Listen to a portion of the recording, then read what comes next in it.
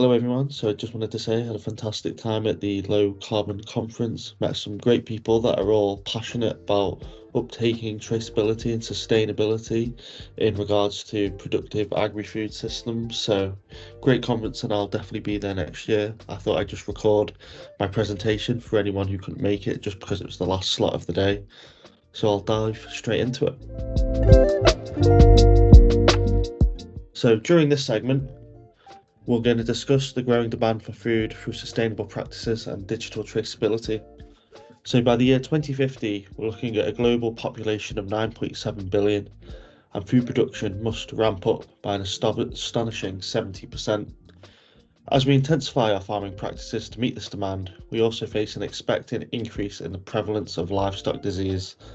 Intensified farming could lead to more crowded conditions, which in turn can become a breeding ground for disease.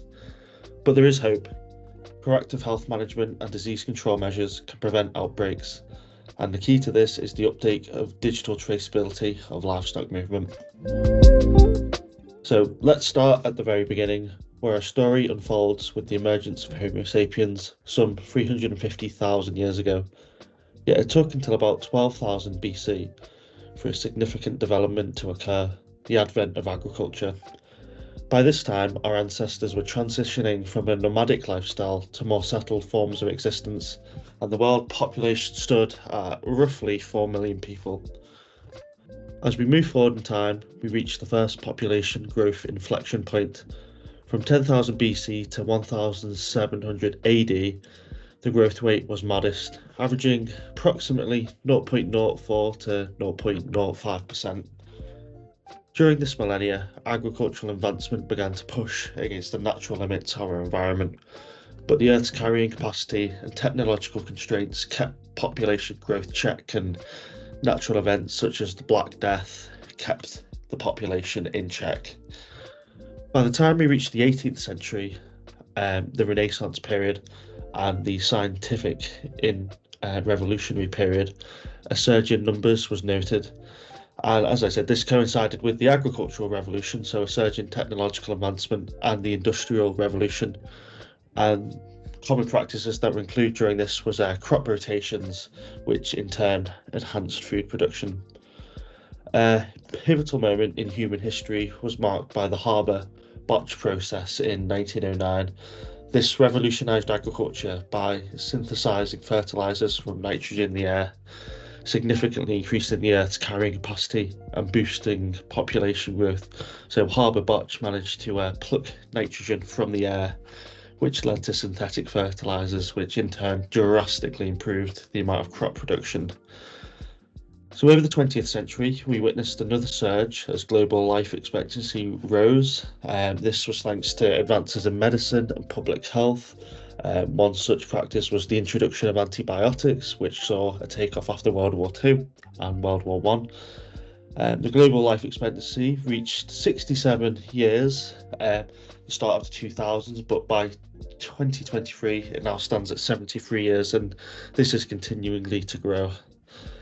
So over the 20th century, the UN projected that the world population will peak at around 10 billion by the year 2086 and start to decline thereafter. So this inflection point is not just a number, it represents a critical juncture for sustainability as the pressure on our agricultural systems intensifies. So population growth signifies an impending surge in demand for food and resources, and the need for sustainable agricultural practices has become even more critical. This is where the concept of digital traceability for livestock disease management becomes crucial. As populations grow and agricultural demand increases, so does the risk of widespread disease, which can have devastating impacts on food security and economies globally. Digital traceability systems allow us to monitor animal health, manage disease outbreaks more effectively, and ensure that food reaches our consumers in a safe manner.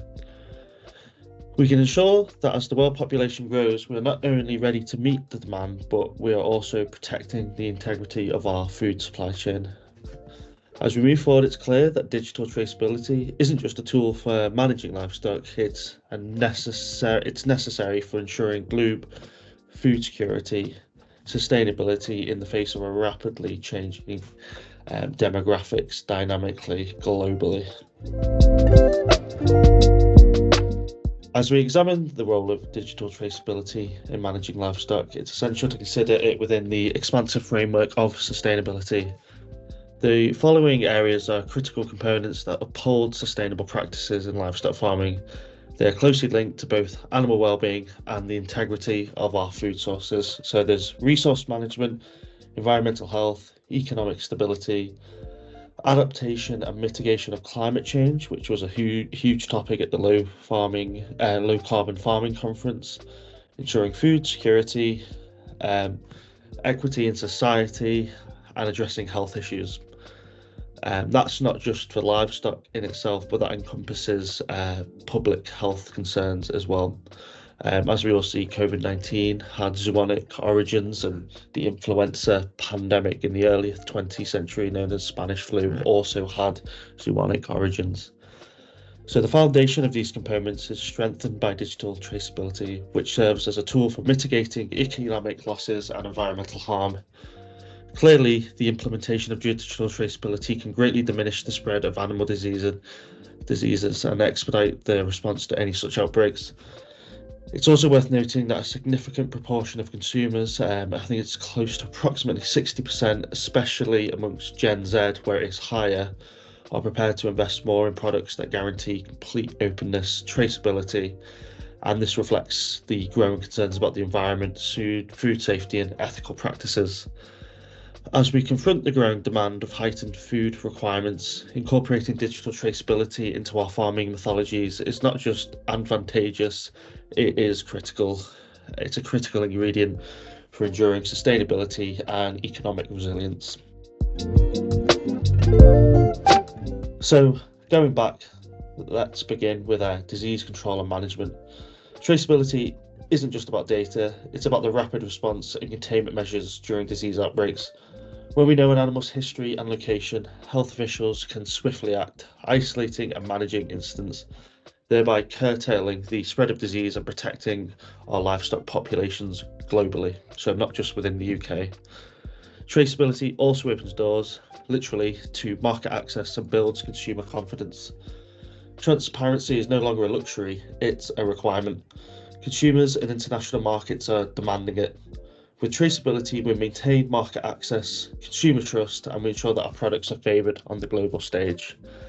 And let's make it a statement that we shouldn't overlook regulatory compliance, as farmers and producers adhering to regulations as part of the parcel of our operations now. Traceability ensures compliance with international and local standards designed to safeguard the environment, our animals, and the end consumers. So, in effect, all of us. Now, considering farm management practices, traceability data is a treasure trove for farmers. It enables better decisions, health management, which directly translate to enhanced efficiency and sustainability of farm operations. Livestock traceability is not merely a tool, it's the backbone of sustainable agricultural framework. It strengthens the environment, economics, and the pillars of our practices, ensuring that our livestock production is not just profitable, but also accountable, transparent, and beneficial for all of us. So going back even further, we're going to explore the evolution of livestock traceability. It's essential to appreciate the journey that has brought us to the systems that we have today. So, starting in the pre-20th century, record keeping was rudimentary at best. Farmers and local authorities relied on basic logs and personal knowledge to track their livestock. This very informal approach was sufficient for the times, but as we would learn, not robust enough for the challenges to come. As we moved into the earlier 20th century, the scale and intensity of farming practices significantly grew. With this growth, the UK government acknowledged the need for better disease control and began to introduce measures to regulate the movement of livestock, particularly to contain outbreaks like the ones we saw during the 1967 to 1968 foot and mouth disease outbreak, which I will move on to swiftly. This outbreak was a turning point, exposing the vulnerabilities in our systems and it was a very painful lesson that drove the need for structured reporting requirements and a more diligent tracking of livestock movements. Another significant event was the 2001 foot and mouth disease outbreak, which was another huge event. It promoted the introduction of livestock movement controls, which were more stringent and helped to mitigate the risk to the rural economies.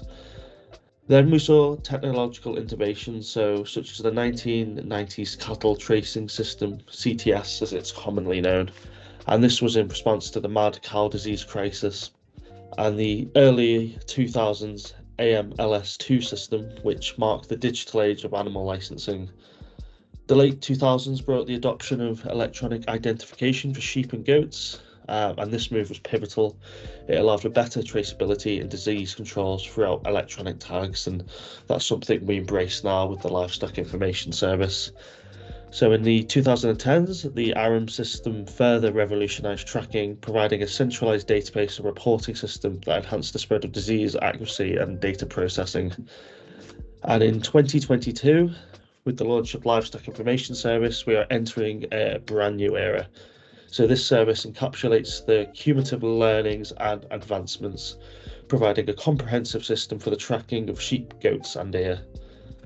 The historical perspective isn't just about appreciating our progress, it's about understanding the crucial role traceability plays in sustainability and disease control, and ensuring food security.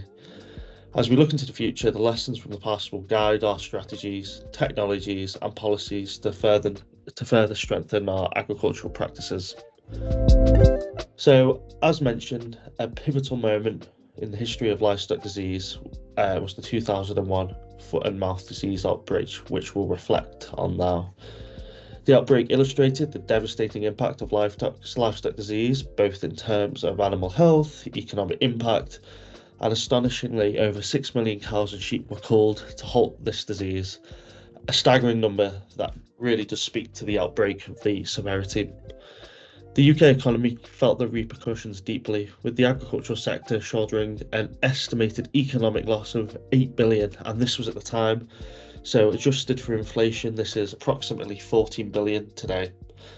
So this crisis didn't just affect farmers, it rippled through the wider economy, highlighting the interconnectedness of our food systems and vulnerability inherent within them. The crisis really did serve as a wake-up call on many fronts. One stark revelation was the rapid spread of disease across the country, showcasing the need for a more effective traceability and rapid response mechanism. During this mass turmoil, we learned invaluable lessons. It became apparent that existing paper-based tracking systems were inadequate in managing such a crisis, and this led to calls for a robust digital traceability system that can improve accurate data and respond to health alerts with precision. In response to this calamity, the UK government, alongside the agricultural sector, began transitioning towards digital traceability solutions, aiming to improve disease control, animal welfare, and market access. The implementation of these measures laid the groundwork for digital traceability systems we use today. The long-term benefits of this digital shift are clear. Enhanced traceability plays a crucial role in enhancing the resilience of the UK agricultural sector against future outbreaks.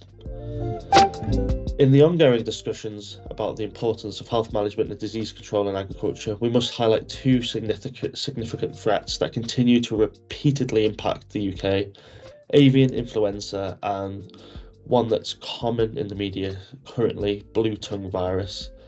So starting with avian influenza, commonly known as bird flu, we have seen how the disease can dramatically affect poultry farms. It makes headlines yet and yet again with new outbreaks, signalling severe repercussions for our poultry supply, especially over high demand periods like Christmas. The need for culling to control the spread of bird flu results not only in the loss of animal life, but also in significant economic impacts due to trade restrictions and the waning consumer confidence. Moving over to blue tongue virus, which affects ruminants such as sheep, cattle, goats, and wild ruminants as well. We've witnessed the virus persistence since the outbreak in the late 2000s. It's spread by midges, but control measures include having vaccinations, movement restrictions, surveillance, and the economic impact is profound. causing loss due to animal mortality, decreased productivity, and the high cost associated with implementing control measures. It really does highlight the fragility of our agricultural ecosystem, the consequences of global interconnectedness. As the UK has experienced firsthand, these diseases can lead to movement restrictions and a livestock import ban and export ban. As shown in recent events relating to the virus, is an enduring threat.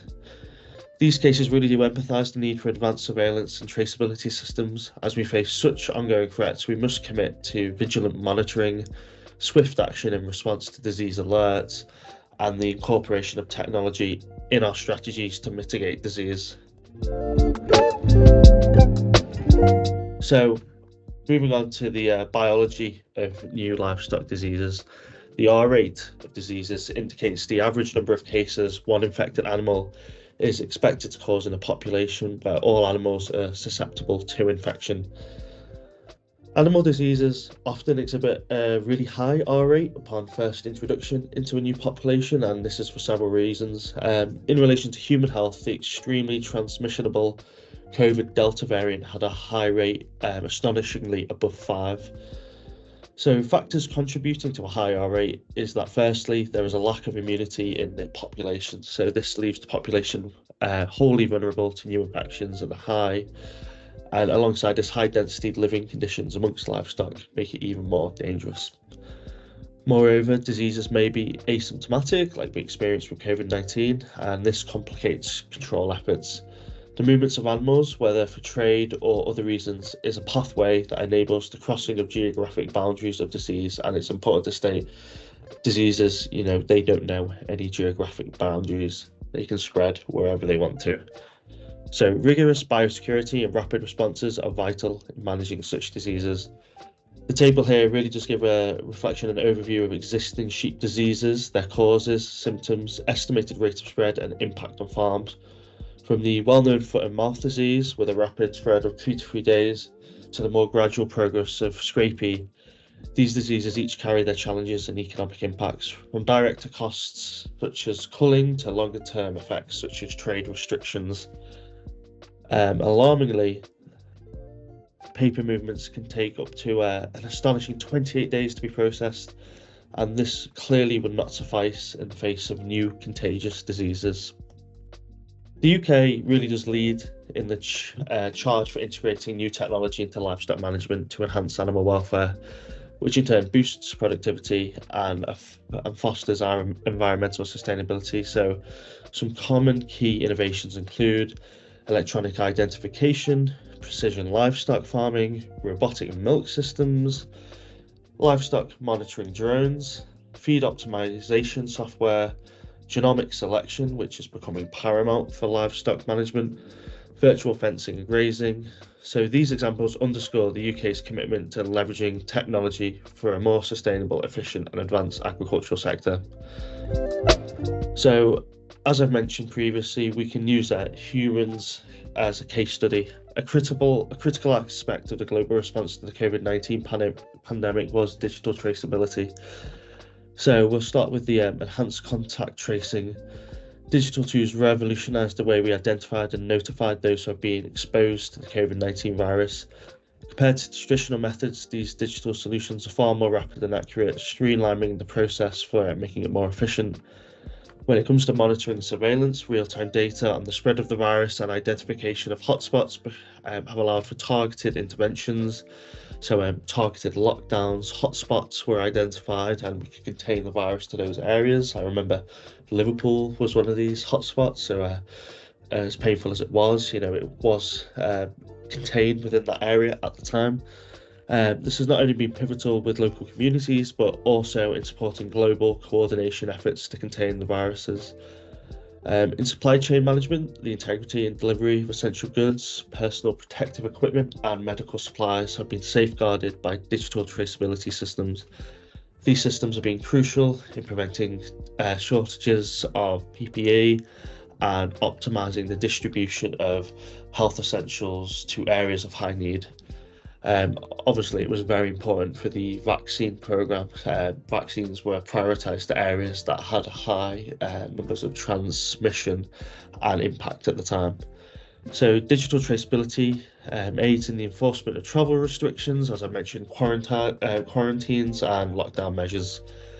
And digital traceability really was the cornerstone of our response to COVID-19. It enabled us to act swiftly, allocate resources, and coordinate on a global scale. As we continue to navigate this challenge, the lessons learned from employing digital traceability will undoubtedly shape our approach to future disease outbreaks. To conclude, as we step into the future with Livestock Information Service, commonly known as LIS, we're facing enhanced traceability, empowering change, and driving innovation in the UK livestock management. With Livestock Information Services, we leverage data to ensure food integrity, elevated disease defence, and bolster decision making, leading to a sustainable and resilient agricultural sector.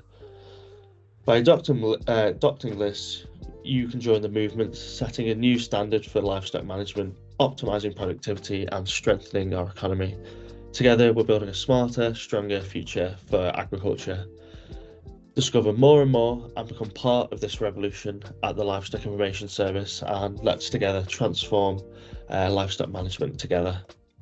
So for any questions, please don't hesitate to get in touch, message me on any social media channels. Equally, if you find me on LinkedIn, send me over any questions, and yeah, hopefully together we can embrace this digital revolution and begin to make a real impact for livestock traceability.